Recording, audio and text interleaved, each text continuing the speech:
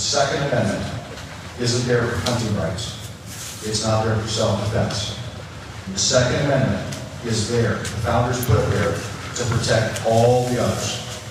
And it says to the government, the people have the right to stop what's going on. If they go back, we look at our Declaration of Independence.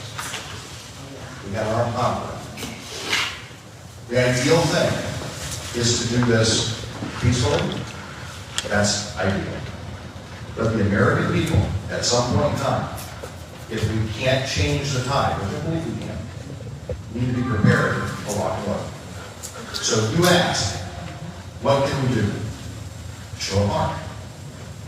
If not, the poll workers stand out to block. Make sure that justice prevails.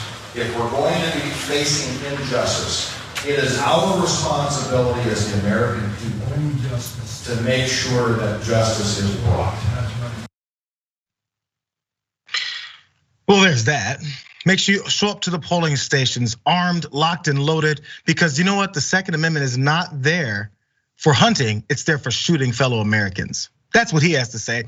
And we don't have to go to the next second. He wants you to unplug a bunch of machines from while you're at the polling places, because that's what fascists want you to do.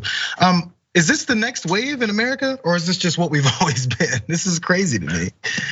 No, I agree with you. And I think there's always been that kind of sentiment at the polls, this thought that there shouldn't be certain people there, playing a role in our democratic process, and thus they must be intimidated. They must in some way be hampered so that they cannot play that role. And this is just a continuation of things we saw in the 50s, 60s, and before that, Jim Crow. And it's kind of always been this way. So they may package it a little bit differently. They may not use certain epithets anymore, but they're essentially effectuating the exact same objective.